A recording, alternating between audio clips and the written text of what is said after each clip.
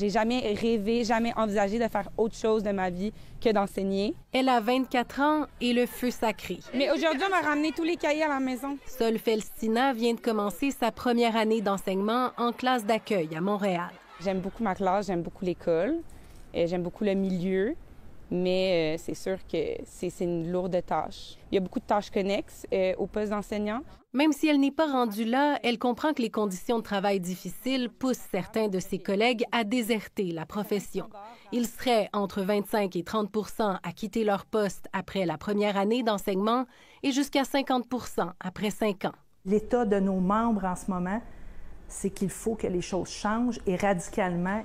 La FAE représente près de 67 000 enseignants, surtout à Montréal, Québec et en Outaouais.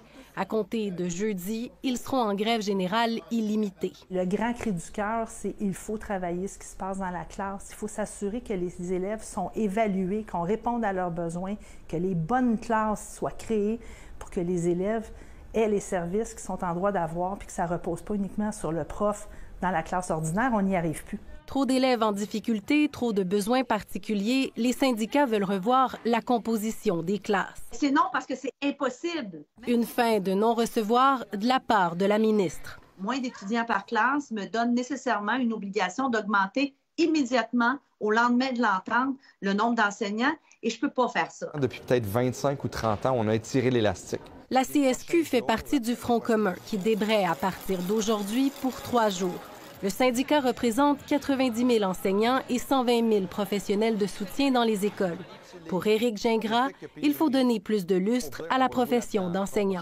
Si on améliore la valorisation des réseaux, bien, ça fait que les gens vont avoir le goût d'aller y travailler. Et c'est ça l'enjeu. Outre les conditions de travail, il y a aussi, encore et toujours, la question des salaires. Je suis tellement fier d'avoir augmenté le salaire de 15 % des enseignants.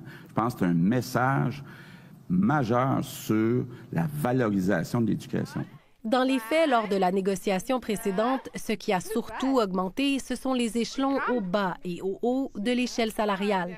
La majorité des enseignants ayant un baccalauréat commence aujourd'hui avec un salaire annuel d'entrée de 53 541 $, une augmentation de 16 % par rapport à septembre 2019. Et au dernier échelon, celui atteint après 13 ans, le salaire est aujourd'hui de 92 027 $.